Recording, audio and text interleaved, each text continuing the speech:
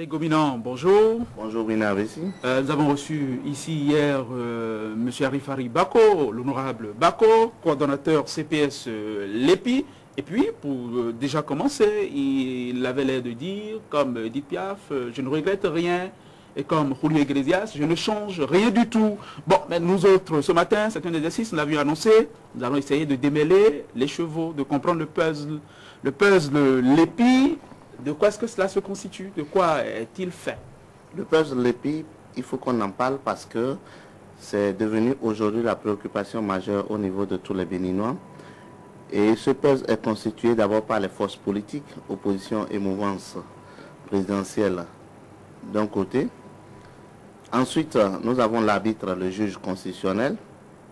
Quand on suit la progression, on a le coordonnateur de la CPS Lépi en lui-même.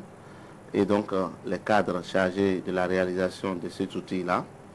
Et enfin, les partenaires techniques et financiers. Voilà tout cet ensemble qui constitue le puzzle qu'est la confection de la liste électorale permanente informatisée. Et c'est l'analyse de ce puzzle-là qui nous permet de comprendre les différents enjeux et les différents jeux qui ont cours autour de cet instrument. C'est notre exercice matinal, c'est notre tasse de café. Nous allons donc commencer par le bout, par le premier bout, les forces politiques. Les forces politiques. Est-ce qu'elles devraient prendre? Tout à fait. D'abord, et là-dessus, on va commencer tout de suite par les forces de l'opposition. Les forces de l'opposition qui, à ce niveau-là, au niveau de la question de la Lépi, ont eu un discours brumeux. Un discours brumeux parce qu'à un moment donné, ces forces politiques n'ont pas pu concrètement dire si oui, ça y est, on y va ou on n'y va pas. D'abord, ce sont elles qui sont majoritaires à l'Assemblée nationale et qui ont donc contribué à adopter la loi qui instaure le processus de réalisation de la Lépi. Et donc, ensuite, lorsque le processus a commencé à un moment donné, il y a eu de l'hésitation au niveau des forces de l'opposition qui se demandaient est-ce que nous devions aller, est-ce que nous ne devons pas aller. À un moment donné, ces forces ont compris que, attention, le jeu était dangereux et qu'il fallait vite rattraper et elles ont appelé leurs militants à pouvoir aller. Mais en temps, le mal a été déjà fait et c'est ce qui entraîne la faible adhésion des populations dans les fiefs respectifs de l'opposition politique aujourd'hui au Bénin. Et donc, cette faible adhésion des populations-là, malgré les discours de rattrapage pour pouvoir les amener à adhérer au processus de la Lépi, on voit les gaps entre le nombre de personnes au niveau des populations et celles qui se sont fait enregistrer au niveau des différentes étapes. À ce niveau, donc, le discours brumeux a joué contre l'opposition et elle a très vite compris qu'il faut qu'elle se rattrape en demandant à ses militants d'aller très vite se faire enregistrer parce que elle pourrait, après se mordre les doigts pour se dire attention, mes électeurs potentiels n'ont pas été enregistrés et donc c'est moi qui suis le perdant. Donc, à ce niveau-là, l'opposition doit pouvoir, une fois pour toutes, clarifier le jeu. Est-ce qu'on y va, est-ce qu'on n'y va pas? Et si on y va, allons-y donc à fond, malgré le fait qu'on continue d'éprouver la machine, on continue de montrer que le processus n'est pas idoine et qu'il y a des correctifs à apporter. Il faudrait que l'opposition, à ce niveau-là, son discours soit clair et limpide. Sinon, c'est eux qui feront les frais, puisque les populations, leurs militants, au regard de ce discours brumeux, hésitent à se faire enregistrer. D'accord, on l'a suivi l'actualité chez l'opposition. Il y avait cette ère, on y va ou on n'y va pas. Ils ont hésité au moment, ils ont même été tentés par l'option de l'obstruction. Et pourtant, c'est cette opposition-là, avec les autres en effet, qui avaient très largement voté cette loi-là, la 2009-10 du 13 mai 2009. Est-ce qu'on ne peut pas le leur retourner? Ils ont même tenté de l'abroger alors que c'est eux qui l'ont voté, c'est eux qui l'ont adopté. Oui, mais on ne peut pas le leur opposer. Non, c'est pas parce qu'ils ont adopté que s'ils constatent qu'il y a des dysfonctionnements qu'ils ne peuvent pas revenir là-dessus. Comme on le dit l'adage, il n'est jamais trop tard pour bien faire. Mais en fait, c'est que à leur niveau, il faut que le discours soit clair et précis. Est-ce qu'on y va? Si on y va, comment nous y allons? Comment nous allons faire pour entraîner l'adhésion de nos militants, l'adhésion des populations qui sont dans nos fiefs respectifs? Comment on pousse à fond le gaz pour que les populations puissent sortir? Mais si le discours continue pas à être brumeux, si le discours continue pas à ne pas être clair, cela rejaillit sur ces mêmes leaders politiques et on le constate dans l'aire géographique Wémé Plateau. Les populations ne sont pas sorties. Certes, il y a les causes des intempéries, mais déjà au niveau de la cartographie, il y a eu des dysfonctionnements il y a eu des erreurs, mais il faudrait de recensement porte à porte, il y a eu de la résistance. Il y a eu de la résistance. Mais là, est-ce que c'est pas tard pour corriger? Non, ce n'est pas tard pour corriger parce que ces personnes, ce sont des Béninois comme vous et moi et qui ont le droit de voter. Et donc, la CPS a trouvé, même si ces mesures-là dérogent un peu à la loi, une manière de demander à ce que toutes les populations soient recensées. Donc, à ce niveau, les leaders politiques ont un rôle à jouer.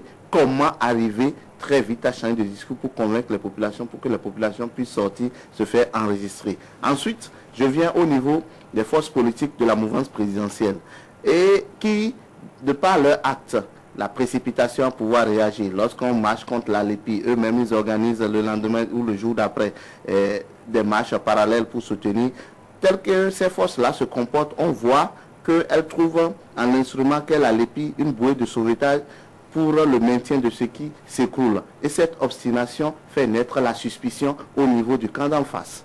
Donc, les forces politiques de la mouvance FCBE et autres acolytes réunis, par leur enthousiasme autour de la LEPI, font naître une suspicion un peu comme... oui, tout à fait. Pour dire qu'avec cet instrument-là, ça y est, nous tenons l'instrument qui nous fera gagner haut les mains les élections, quand bien même ce ne serait pas le choix des populations. Et donc, elles doivent pouvoir savoir raison garder dans leur enthousiasme pour que la suspicion ne continue pas. Oui, mais vous savez en même temps que quand ils marchent pour la LEPI, ils ne dénient pas ou ils ne nient pas les dysfonctionnements constatés. Généralement, c'est d'ailleurs sans trop s'avancer sur le terrain des accusations. Non, les dysfonctionnements qui sont constatés sont vécus par toutes les populations, quel que soit le camp, quelles que soient les villes.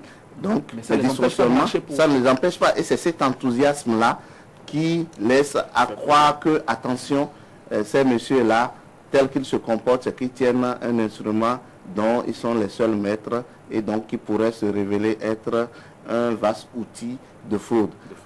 Oui. Quand bien même ce n'est pas prouvé, leur enthousiasme fait naître cette suspicion. Oui, cela dessert la LEPI à très court terme, en effet. Et puis, troisième élément, troisième acteur Malick Gominan, la bite constitutionnelle, la Cour constitutionnelle. Oui, le juge constitutionnel, à son niveau déjà, lui, il a tranché. Il a totalement tranché. Contrairement à ce qu'on se dit, l'arbitre constitutionnel a déjà tranché. Toutes les décisions rendues par la Cour ces derniers temps, la Cour ne laisse aucun échappatoire. Pour la Cour, il n'est pas possible d'aborder les prochaines élections sans la LEPI. Et donc, même la dernière décision, qui plus est rapportée par le juge constitutionnel président Robert Dossou, c'est lui-même qui était le rapporteur, cette dernière décision, elle est claire. Elle montre qu'il n'y a plus de possibilité d'aller aux prochaines élections sans la LEPI. Donc, au niveau de l'arbitre a déjà tranché. Mais cette stratégie de l'enfermement, de la fermeture, pourrait se révéler être préjudiciable. Parce que le juge constitutionnel, d'abord, n'a pas tenu compte, par exemple, des éventuelles intempéries et autres, et n'a pas laissé une porte de sortie pour, au cas où la LEPI ne serait pas prête, pour qu'on puisse voir comment y aller aux prochaines élections. Parce que ce qui est sûr et certain, ce sont les élections qui ne pourront pas être changées, parce que ça, c'est des principes constitutionnels, ce sont des dates fixes, on ne peut pas faire autrement, mais tout le reste, tous les mécanismes pour y aller sont des variables interchangeables à volonté, pour autant que le consensus se fasse autour de cette question-là au niveau de la société béninoise. Donc, le juge constitutionnel, en tranchant définitivement, nous amène à poser quelques questions. D'abord que, vous voyez que les décisions du juge constitutionnel ces derniers temps sont de plus en plus sujet à contestation que celles rendues par nos deux présidentes, nos dames, Pognon et Winsou. De plus en plus, on commence par contester le rôle de l'arbitre qu'est le juge constitutionnel, contrairement à ce que cela avait été lorsque l'arbitrage était présidé par nos dames. Ensuite, il ne faut pas que le juge constitutionnel oublie que le fétiche ne continue pas à être fétiche que si nous continuons pas à nous agenouiller devant lui. Le jour où on cesse de jeter de l'eau rouge devant le fétiche, il perd tout ce qui jusque-là a constitué son mythe. Et donc, par rapport à cet état de choses, il faut que la Cour elle-même sache jusqu'où ne pas aller. Parce que la force de la contestation, si elle devait arriver, vous avez vu le week-end dernier, au niveau des forces qui se sont regroupées, les forces pour la sauvegarde de la démocratie et des libertés. Le discours a changé. Ce n'est plus seulement les libertés qui sont en cause. On a parlé, par exemple, on a martelé fortement cette question de la LEPI. Et vous voyez toutes ces forces politiques, ces forces de la société civile et les syndicats et autres qui se mettent ensemble. Si la contestation arrivait à ce niveau-là et que les acteurs politiques de l'opposition arrivaient à franchir le Rubicon pour remettre en cause, parce que jusque-là, depuis les 20 ans, on n'a jamais vu un acteur majeur aller devant la scène pour contester ouvertement les décisions prises par l'arbitre. Même quand on n'est pas d'accord et qu'on fait les commentaires, tout le monde arrive, accepte les décisions de l'arbitre et tout le monde s'y conforme. Mais s'il devait arriver qu'on franchisse le Rubicon et que ces différents acteurs-là arrivent vertement à ne pas accepter les décisions de l'arbitre, c'est la rue qui prendra le dessus et c'est la porte du chaos.